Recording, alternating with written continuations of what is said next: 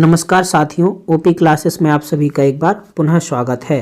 भारत का संवैधानिक विकास से संबंधित हम सभी 3 क्लास देख चुके हैं, जिनकी लिंक डिस्क्रिप्शन बॉक्स में आपको दी गई है। आज उन्हीं क्लास से संबंधित कुछ प्रश्नों को हल करेंगे जो कि विभिन्न प्रकार की परीक्षाओं में पूछे गए हैं। तो चलिए देखते हैं आज का पहला प्रश्न। पहला प्रश्न है, किस अधिनियम के द्वारा अंग्रेजों ने अखिल भारतीय संघ प्रस्तावित किया था? तो भारत शासन अधिनियम 1935 के तहत एक अखिल भारतीय संघ की प्रस्तावना दी गई थी। हालांकि यह संघ स्थापित नहीं हो सका था क्योंकि बहुत से देशी राज्यों ने इसमें शामिल होने से मना कर दिया था। दूसरा प्रश्न है, भारतीय शासन अधिनियम 1935 के द्वारा संघ में अपशिष्ट शक्तियां किसे दी गई थीं? तो भारत शासन अधिनियम 1935 के द्वारा संघ की अपशिष्ट शक्तियां गवर्नर जनरल को सौंपी गई थीं। भारत शासन अधिनियम 1935 के तहत शक्तियों का विकेंद्रीकरण किया था, जिन्हें संघ सूची, राज्य सूची और समवर्ती सूची के तहत बांटा गया था। इसके अलावा अपशिष्ट विषय की शक्तियां गवर्नर जनरल को सौंपी गई थीं। देखते हैं तीसरा प्रश्न। तीसरा प्रश्न है, निम्नलिखित में से किस एक अधिनियम द्वारा भारत में संघीय न्यायालय की स्थापना की गई थी? तो भारत में संघीय न्यायालय की स्थापना 1937 में भारत शासन अधिनियम 1935 के तहत की गई थी। यानी इसका सही उत्तर हो जाएगा उपर्युक्त में से कोई नहीं। चौथा प्रश्न है, निम्नलिखित अधिनियमों में से किस अधिनियम के फलस्वरूप बर्मा भारत से अलग हुआ था? तो भारत शासन अधिनियम 1935 के तहत वर्ष 1937 में बर्मा को भारत से अलग कर दिया गया था। प्रश्न संख्या 5 है, 1935 के अधिनियम में उल्लिखित था, तो उसमें क्या क्या उल्लिखित था? प्रांतीय स्वायत्ता, इसके तहत चुनाव कराए गए थे। सांप्रदायिक प्रतिनिधित्व, हालांकि सांप्रदायिक प्रतिनिधित्व वर्ष 1909 में मार्ले मिंटो सुधार अधिनियम के तहत दिया गया था, जो अभी भी चल रहा था। इसके अलावा संघीय व्यवस्था, ये भी भारत शासन अधिनियम 1935 में वर्णित थी। यानी इसका सही उत्तर हो जाएगा ए, बी और सी तीनों सत्य हैं। प्रश्न संख्या 6 है, भारत सरकार अधिनियम 1919 आधारित था। तो भारत सरकार अधिनियम 1919 मॉन्टेग्यू चेम्सफोर्ड रिपोर्ट पर आधारित था। इस समय मॉन्टेग्यू भारत सचिव जबकि चेम्सफोर्ड भारत के वायसराय थे। 7वां प्रश्न है, संविधान सभा का प्रथम सत्र कब आयोजित हुआ था? हालांकि इसको हम लोग आगे पढ़ेंगे अभी संविधान सभा में, लेकिन संविधान सभा का प्रथम सत्र 9 दिसंबर 1946 को आयोजित किया गया था। प्रश्न संख्या 8 है, गवर्नर जनरल का पद पहली बार किस अधिनियम के अंतर्गत बनाया गया था? तो रेगुलेटिंग एक्ट 1773 के तहत बंगाल के गवर्नर को गवर्नर जनरल बनाया गया था और पहले गवर्नर जनरल वारेन हेस्टिंग्स बने थे।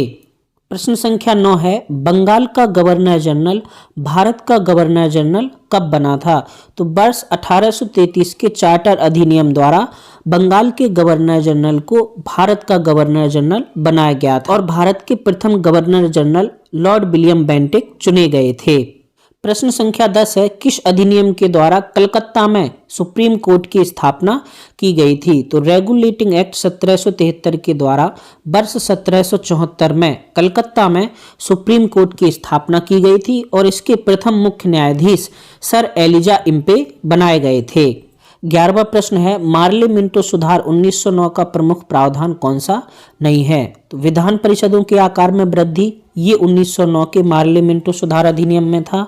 केंद्रीय विधान परिषदों में सहकारी बहुमत, ये भी था। सांप्रदायिक और पृथक निर्वाचन, ये तो बहुत ज़्यादा महत्वपूर्ण है, जो कि 1909 की मार्ले मिंटो सुधार अधिनियम में दिया गया। इसके अलावा केंद्रीय विधान परिषदों में निर्वाचित सदस्यों को स्थान भी दिया गया था, जबकि यहाँ पर नहीं लिखा है, तो यही आपका हो जाएगा। यानी केंद्रीय विधान परिषदों में निर्वाचित सदस्यों को स्थान नहीं देने की बात मार्ले मिंटो सुधार अधिनियम में नहीं की गई थी। 12वां प्रश्न है, निम्नलिखित में से कौन से अधिनियम ने ब्रिटेन में एक ऐसे नियंत्रण बोर्ड की स्थापना का प्रावधान किया जिसके माध्यम से ब्रिटिश सरकार भारत में ईस्ट इंडिया कंपनी के दीवानी, सैनिक और राजस्व संबंधी सभी मामलों पर पूरी तरह नियंत्रण रख सके? तो पिट्स इंडिया एक्ट 1784 के तहत एक नियंत्रण बोर्ड की स्थापना की गई थी, जो कि भारत में दीवानी, सैनिक और राजस्व संबंधी सभी मामले पर नजर रखने के लिए बनाई गई थी। 13वां प्रश्न है, ब्रिटिश सरकार के किस अधिनियम ने सबसे पहली बार भारत में शिक्षा के लिए 1 लाख रुपए दिए थे? तो चार्टर अधिनियम 1913 के तहत पहली बार भारत में शिक्षा के लिए 1 लाख रुपए प्रति वर्ष का प्रावधान किया गया था। 14वां प्रश्न है, निम्नलिखित में से किस अधिनियम के द्वारा गवर्नर जनरल की परिषद में एक विधि सदस्य की अभिवृद्धि हुई थी? तो चार्टर अधिनियम 1933 यानी 1933 के चार्टर एक्ट के तहत गवर्नर जनरल की परिषद में एक विधि सदस्य को जोड़ा गया था। 15वां प्रश्न है, कंपनी के व्यापारिक और राजनीतिक कार्यों को किस एक्ट द्वारा अलग कर दिया गया था? तो कंपनी के राजनीतिक और व्यापारिक कार्यों को अलग करने का काम पिट्स इंडिया एक्ट 1784 के तहत किया गया था। तो यहाँ पर इसका हो जाएगा नन ऑफ दीज यानी इनमें से कोई नहीं। 16वां प्रश्न है, किस अधिनियम ने पहली बार भारतवासियों को अपने देश के प्रशासन में कुछ हिस्सा लेना संभव बनाया? तो इंडियन काउंसिल एक्ट 1861 के तहत पहली बार भारतवासियों को अपने देश के प्रशासन में कुछ हिस्सा लेना संभव बनाया था। 17वां प्रश्न है, 1861 के अधिनियम की प्रमुख विशेषता क्या थी? तो 1861 अधिनियम के तहत गवर्नर जनरल को आवश्यकता पड़ने पर अध्यादेश जारी करने का अधिकार मिल गया था। इसके अलावा गवर्नर जनरल नए प्रांतों के गठन के अधिकार को, सीमा परिवर्तन के अधिकार को और प्रशासक की नियुक्ति के अधिकार को भी रखता था। 18वां प्रश्न है, गवर्नर जनरल परिषद में वृद्धि करके पहली बार एक अलग विधायी मशीनरी निर्मित की गई थी। चार्टर अधिनियम 1853 के तहत विधायी कार्यों और प्रशासनिक कार्यों को अलग कर दिया गया था तथा 12 सदस्यीय एक विधान परिषद के गठन का प्रावधान किया गया था।